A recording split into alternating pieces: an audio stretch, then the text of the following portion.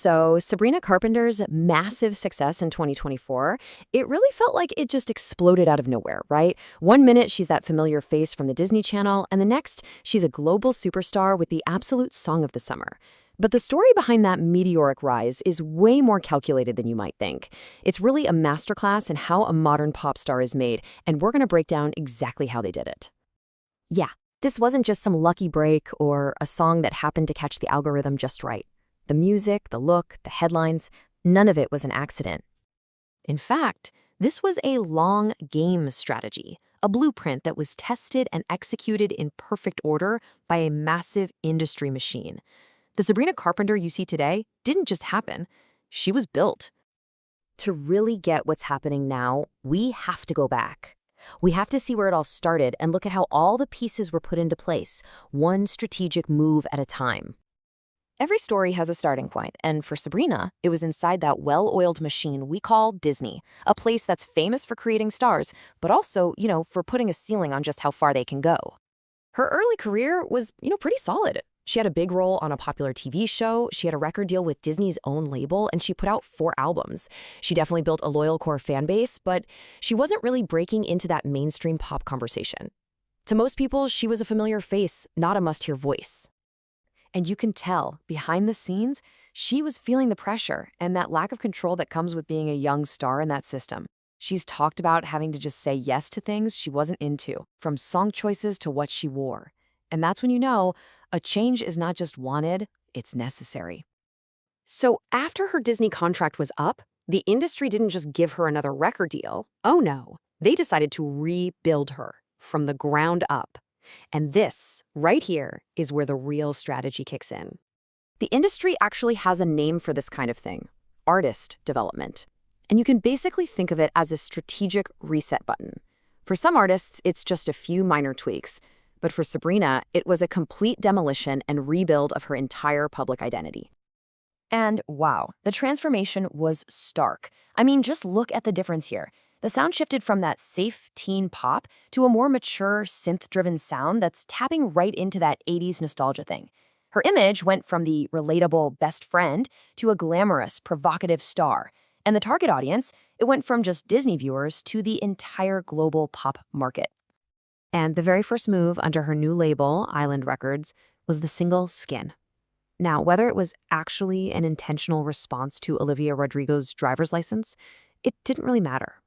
It put Sabrina in bigger headlines than any song from her entire Disney era ever had. The plan was officially in motion.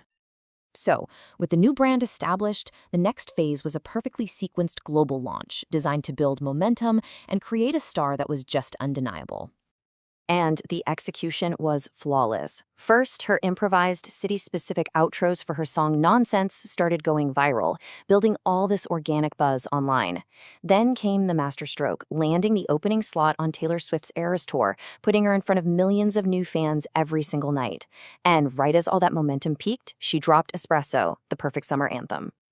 And you better believe the label was not leaving anything to chance. They assembled a dream team of producers to basically guarantee a hit. You bring in Jack Antonoff to get that critically acclaimed synth-pop sound. You get Ian Kirkpatrick for the undeniable, danceable hooks that made Dua Lipa a star. And you add Amy Allen to write lyrics with that viral potential she brought to Harry Styles. This wasn't just a team, it was an insurance policy for chart topper. And the result? Her album, Short and Sweet, debuted at #1 on the Billboard charts. The plan had worked perfectly. But with this new level of fame came a new level of scrutiny. The very elements that made her a trending topic also opened her up to a whole new wave of public debate and controversy. Her entire aesthetic was so meticulously curated. The fashion, miniskirts, and platform heels leaned right into the Y2K revival. The sound blended that 80s synth with old Hollywood glamour.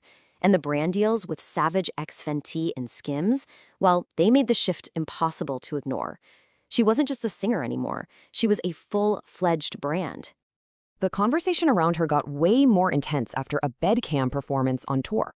Video got out of a backlit scene where a dancer appeared to simulate foreplay with her, and that sparked outrage from some who felt it was inappropriate for an artist who still had young fans from her Disney days. But honestly, That was nothing compared to the debate that followed her album announcement. To promote Short and Sweet, she posted a single photo and it immediately divided the internet. On one side, you had critics and women's advocacy groups calling the image, which showed a man holding her by the hair, regressive and male-centered, arguing that it glamorized submission and set feminism back. But on the other side, supporters argued that she was just expressing her own sexual freedom and that shaming a woman for her marketing choices was, in itself, a form of misogyny.